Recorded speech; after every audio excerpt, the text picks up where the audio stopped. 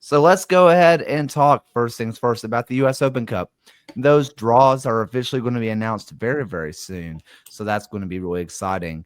But there were some massive changes where if you are a USL Championship club, and you did not make the playoffs, you are immediately joining the first round alongside the teams who are semi-pro qualified and the third tier teams. Meanwhile, if you are a team that finished in a playoff spot, if I have this correct, you are making it automatically into the third round. So there's been a big emphasis put on to these teams to make the playoffs. Not all MLS teams are in this, so it is what it is. But, there are more MLS teams added. Is it perfect? No. But personally, I love the added pressure of making the playoffs. Yes, 66% of teams make the playoffs. So you best not miss unless you want to possibly go to a semi-pro club in the first round and maybe even the second. That for me is like the best thing about this format is the added jeopardy of the regular season. Just like the fact that results have consequences, and like, although, you can talk about sort of sporting merit and all that stuff across US soccer, the reality is like adding that into this format, it just makes everything feel a little bit more consequential. And personally, as someone whose team struggled last year, I'm glad that they have to like suffer a little bit in the cup and have to get over the hump of an amateur team in the first round, like to continue. And given our history in that competition, I don't think it'll necessarily go well. But all that being said, I love the added jeopardy. I do think that it's still, there's a little bit of the frog boiling in terms of US soccer permitting Major League Soccer to not participate in the competition fully. So I think there is a little bit of that where it's like, it's now become the norm, where it was like huge outrage last year. And so that for me is the only downside, is the fact that I think we are kind of now in a normalized era of MLS gets to choose, like pick and choose who participates in this competition, which is the downside. But overall, I would say, like, given what we've got, I'd say it's a win of a format. Yeah, my big takeaway that I've enjoyed from this new format for the Open Cup this year is that for certain teams in USL, for certain teams in MLS, they've already been seeded as hosts for the round that they're entering. So now we can actually have these teams added into their schedule, added into their season ticket plans, tell fans ahead of time, hey, we're hosting this game on this date, or at least this week, and start planning for it. And they can start hyping it up and advertising it ahead of time. Like, I think I even saw within MLS that they have to use their primary venue unless all other options are being exhausted. So it's putting the onus back on the clubs to, hey, start promoting this and start treating it like a truly important competition, which I think is certainly a win. Muted. Wow. Yeah, slick as always. This is why I'm a GOAT podcaster. But I think that's an incredibly important point you're making there, Ryan, in terms of having that awareness, being able to market the tournament. Because you've seen traditionally with the attendance issues and everything, it's not a lack of interest in the US Open Cup. It's the fact that you're going at midweek, getting short notice for teams to be able to market these sorts of games as an event that people should care about. And I think the amateur change honestly kind of adds that special sauce as well. I know in the past when I've talked to people around the league, there's a real sense that that's something that can unify the game from the grassroots level on up.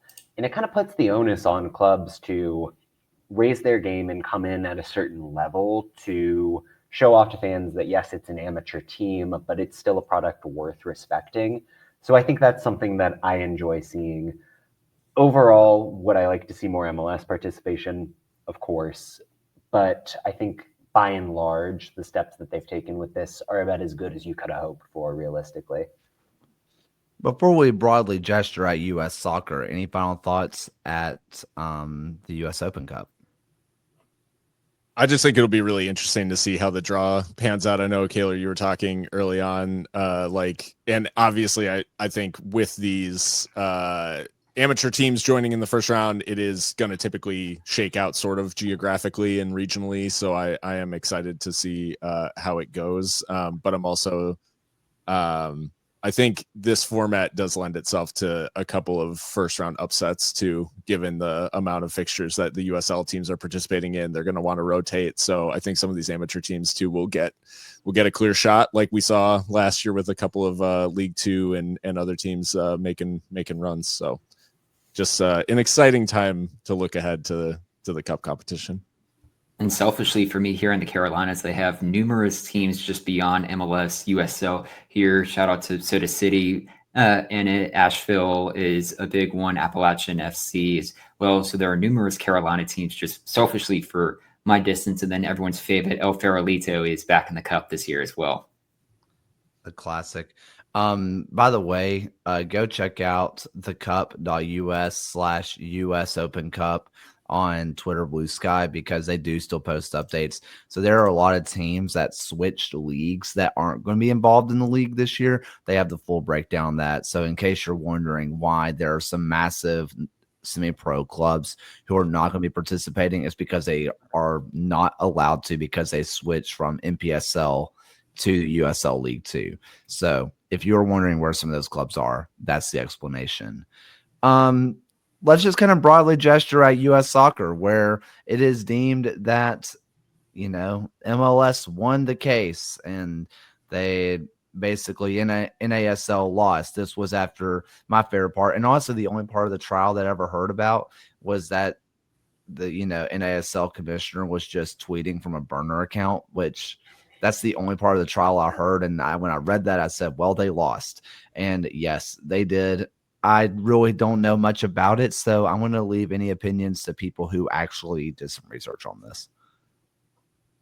I mean, if you look at the legal reasoning behind the case, essentially the jury kind of focused on the first barrier that the NASL needed to get over, which was like differentiating D1 and D2 soccer as like meaningfully different markets, which ultimately the NASL couldn't even clear that hurdle, which probably is more of a sign of like they never had a case in the first place than something that indicates we actually got like a relevant decision out of this.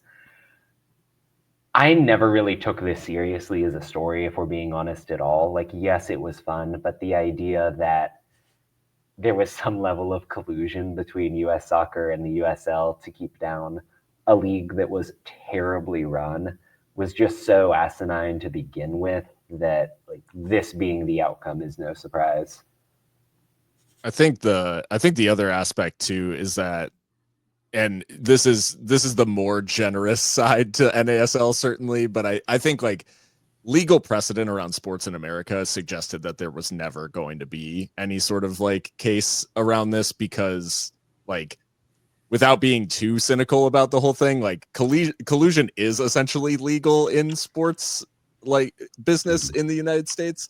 The NFL, the way the NFL and MLS operate are straight up like exceptions to like antitrust laws. And so I just think that they were never going to win, because there was no precedent to suggest that the courts would ever rule a monopoly in when it comes to a sports league. Like, I just don't think that they were ever going to, and that's even taking out other legal avenues that they were taking in terms of, and the barriers that John alludes to that they couldn't clear. The biggest winner of this entire situation is Jeffrey Kessler's billable hours. Laughing his way to the bank. He probably will earn enough money that he could just restart the NASL on his own. Recreating the Well, I mean, I think the thing you've seen people talking about is what's going to happen with the Cosmos brand, which, hey, I would love to see some form of that make its way into the USL. Absolutely. Well, unless anybody has anything else on this. Anybody? Nope. Okay. Next week, or this weekend, excuse me, we are back with the Super League, where the Sun are taking on Fort Lauderdale.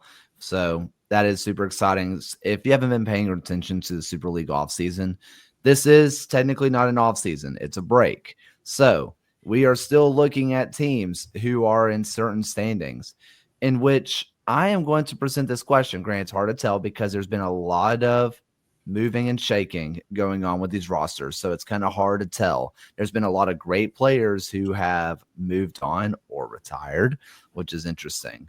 But right now, as the standings are, with everything being played, we are at the winter break. We have Brooklyn, Dallas, Carolina, Fort Lauderdale, Tampa Bay, DC Power, Lexington, and Spokane. Where I'm just going to open up the question, do we think that this table is going to change any by the end of this break or by the end of this half?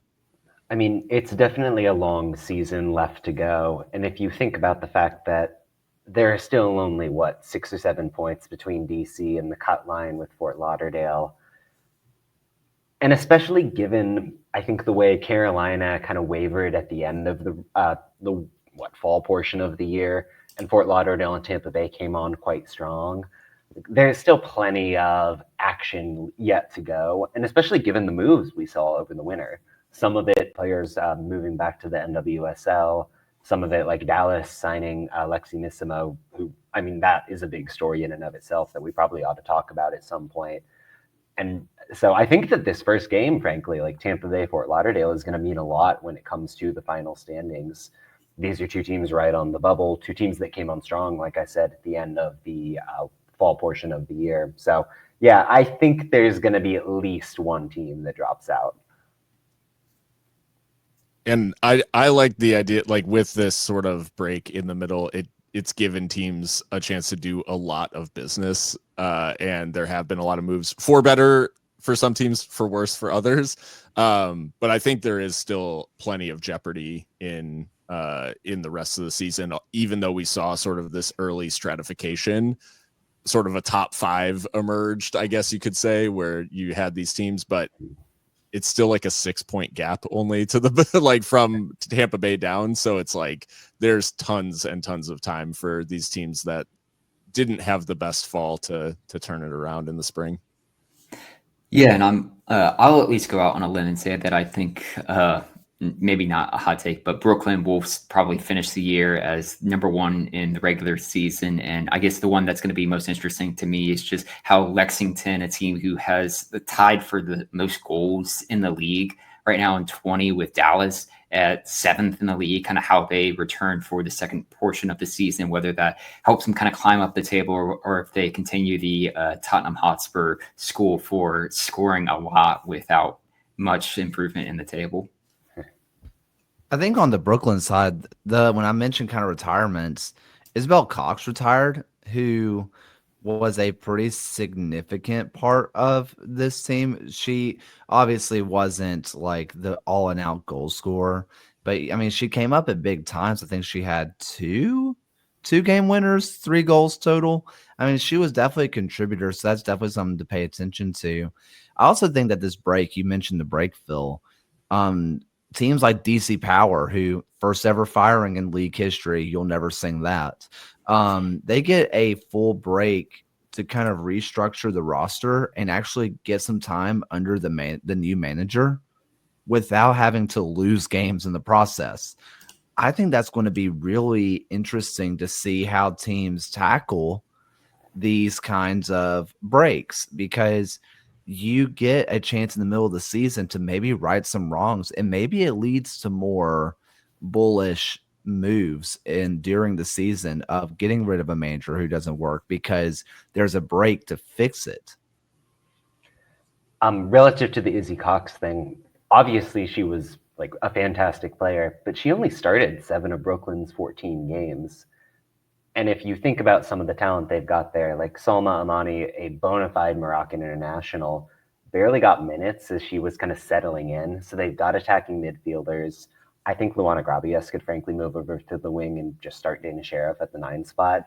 Like the depth that Brooklyn has across that kind of midfield attacking unit, basically everything in front of the defense, makes me feel like they'll be all right. And they're so system driven as well. So yeah, feeling good about them in first place, and then kind of anything goes beneath it.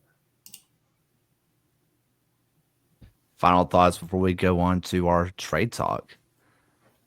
No. All